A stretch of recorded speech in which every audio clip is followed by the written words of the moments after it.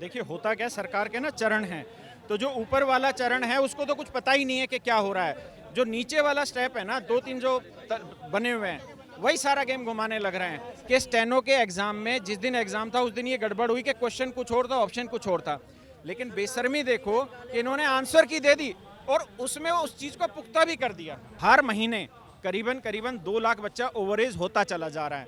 तो उनकी कोशिश बच्चों के जीवन के साथ बहुत बड़ा खिलवाड़ है। लेकिन मैं ये बेशर्मी देख के हैरान हूँ कि स्टेनो के पेपर में इतना ब्लेंडर कर रहे हो और पूरे हर जगह मीडिया में छा गया, लेकिन उसके बाद इन्होंने आंसर की में भी वो डाल दी। तो बच्चों के ऊपर डेट पे डेट मिलती रहती है, फैसले नहीं आते हैं। ये जो बच्चा है ये 5वीं 6ठी क्लास का नर्सरी का बच्चा नहीं है, ये ग्रेजुएट बच्चा है। और ऐसा नहीं कि एक धोखे खा के बैठा है, इसने तो हर तीसरे महीने हर एग्जाम में धोखा खाया है। तो इतने धोखे खा चुका है कि अब इसे कोई और धोखा बातों में दे नहीं पाएगा। तो ये आंदोलन बहुत बढ़िया से जाएगा और कामयाब भी होगा और मांगे भी मानी जाएगी। रही टीचर की, तो टीचर आए हैं, जाएंगे भी और भी आएंगे और भी जाएंगे। इंटेंशन कैसी लगती है आपको सरकार की, आपके आंदोलन को लेकर, छात्रों के मुद्दों को लेकर? देखिए होता क्या है, सरकार के ना चरण हैं, तो जो ऊपर वाला चरण है उसको तो कुछ पता ही नहीं है कि क्या हो रहा है। जो नीचे वाला स्टेप है ना, दो तीन जो बने हुए हैं, वही सारा गेम घुमाने लग रहे हैं। ऊपर किसी को नहीं पता। ये सरकार के खिलाफ नहीं है, तंत्र के खिलाफ है जो ये एग्जाम कंडक्ट करा रहा है, चाहे वो रेलवे हो या एसएससी हो।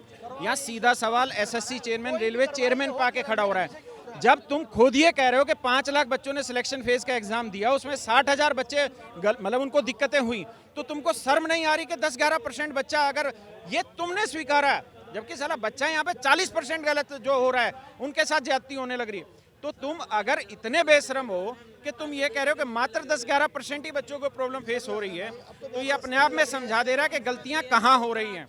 और सरकार ही है जिन्होंने इनको बैठाया यहाँ पे लाके। चेयरमैन बहुत अच्छे से जानता है कि स्टेनो के एग्जाम में जिस दिन एग्जाम था उस दिन ये गड़बड़ हुई कि क्वेश्चन कुछ और था, ऑप्शन कुछ और था। लेकिन बेशर्मी देखो कि इन्होंने आंसर की दे दी और उसमें उस चीज को पुख्ता भी कर दिया। भाई पहले तो सिर्फ स्टूडेंट कह रहे थे, मतलब ये इतने बेशरम हैं कि उन्होंने उसको सुधार भी नहीं किया। मैं आप दोनों लोगों से पूछना चाहूँगा, एसएससी चेयरमैन की मैंने बातें सुनी, उसमें वो कह रहे थे कि भाई हम कोशिश करेंगे कि आगे ऐसी गलतियां ना हो। एक मुद्दा ये है कि वो तो कोशिश करते रहेंगे, लेकिन हर महीने करीबन करीबन 2 लाख बच्चा ओवरेज होता चला जा रहा है। तो उनकी कोशिश बच्चों के जीवन के साथ बहुत बड़ा खिलवाड़ है। हर दिन करीबन करीबन 6,000 बच्चा ओवरेज होता चला जा रहा है, लेकिन इनकी कोशिश जारी है। लेकिन मैं ये बेशर्मी देख के हैरान हूँ कि स्टेनो के पेपर में इतना ब्लेंडर कर रहे हो और पूरे हर जगह मीडिया में छा गया, लेकिन उसके बाद इन्होंने आंसर की में भी वो डाल दी। मतलब एक तो चोरी और ऊपर से कहें हाँ करिए, साले कर लो, किसी को क्या करना है, तो उसमें दिक्कत है। क्या कारण है कि सुधार क्यों नहीं हो रहा है? इतना आंदोलन होता है, इतना छात्र। आप ये देखिए, मतलब ये माननीय सर्वोच्च न्यायालय पे भी इन बच्चों के द्वारा सवाल खड़ा होता है। कुत्तों के मुद्दों को 10 दिन में सुलझा दिया गया, सुप्रीम कोर्ट के डिसीजन तक पलट गए, लेकिन जब एक पेपर में 100 में 16 क्वेश्चन गलत होते हैं तो बच्चों के ऊपर डेट पे डेट मिलती रहती है, फैसले नहीं आते हैं। और इन कोर्ट कचहरी में जो पैसा लगता है ना, वो 10-20 हज़ार पैसा नहीं लगता। ये पता नहीं कितने ऐसे बच्चे हैं जो PIL फाइल कर चुके हैं अपनी जेबों से इधर उधर से मांग के, लेकिन फैसला नहीं देना इन्होंने। और दिक्कत क्या है कि नीयत खोटी हो गई है, और जब नीयत खोटी होगी तो आप कितना भी देखिए, हम कह रहे हैं कि इसको हटाओ, अरे जो नीयत खोटी उसको कैसे हटा दें। इसलिए अब वक्त आ गया है कि मोदी जी इस चीज में कूदें, वो सोचें इसके लिए कि नीयत बदलनी होगी। नीचे वालों से नहीं संभलेगा, सीधे वो मोदी तो जी खुद इन्वॉल्व हो रहे हैं इस चीज में। आप देखो ना, खुद इन्वॉल्व हैं, अपने मुंह से स्वीकारा डीओपीटी मंत्री के सामने के 100 में 16 क्वेश्चन गलत हैं, हाँ माना उन्होंने, और स्टेनो में ये काम कर दिया और उसकी आंसर की दे रहे। बताओ आपके अंदाज में एक कहानी से बताता हूँ कि आपने अपने बेटे को कहा कि 50 की चीनी ले आओ, वो 40 की चीनी लाया और 10 रुपए खा गया बीच में।